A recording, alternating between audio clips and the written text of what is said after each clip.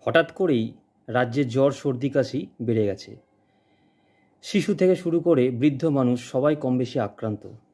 অনেক রুগীরাই চেম্বারে এসে প্রশ্ন করছে, ডাক্তারবাবু তাহলে কি আবার করোনা ফিরে এলো? ইনফ্যাক্ট অনেক রুগী নিজেরাই বাড়িতে করোনা পরীক্ষা করে নিচ্ছেন। তাহলে কি আমাদের রাজ্যে আবার করোনার প্রকোপ বাড়ছে? সোশ্যাল মিডিয়াতেও, ইনফ্যাক্ট নিউজ মিডিয়াতেও দেখলাম কিছু হেডলাইন্স দিয়েছে যে কোভিড-19 মানুষজন আক্রান্ত হচ্ছে। না, যদি হয়েও থাকে এটা ওমিক্রনের একটা ভ্যারিয়েন্ট। চিন্তা করার মতন কিছু নেই। করোনা আমাদের শিখিয়ে দিয়ে গেছে যে করোনা হলে কিভাবে লড়তে হয়। ইনফ্যাক্ট করোনা যত বছর আমাদের সমগ্র ভারতবর্ষ তথা পৃথিবীতে ছিল, আমাদের শরীরে কম বেশি হার্ড ইমিউনিটি তৈরি হয়ে গেছে অলরেডি, এবং মেজর ভ্যাকসিনেশনের কারণে আমাদের শরীর আরও বুস্ট আপ।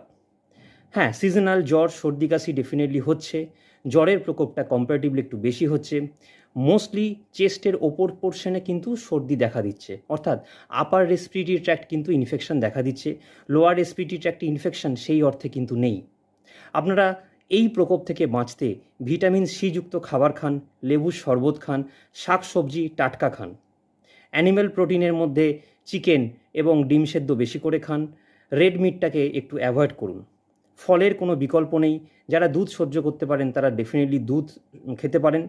সুষম খাবার গ্রহণ করুন, পর্যাপ্ত পরিমাণে জল খান এবং সকালবেলায় একটু হাঁটুন, একটু ব্যায়াম করুন, এক্সারসাইজ করুন, তাহলেই আপনি হেলদি থাকতে পারবেন। আর ডেফিনেটলি আপনার বাড়িতে কেউ যদি এই ধরনের কোনো সমস্যায় আক্রান্ত হন, ডেফিনেটলি আপনারা আপনাদের কোনো নিয়ারেস্ট ডাক্তারবাবু দিয়ে চিকিৎসা করিয়ে নিন। ভালো থাকুন, সুস্থ থাকুন। নমস্কার।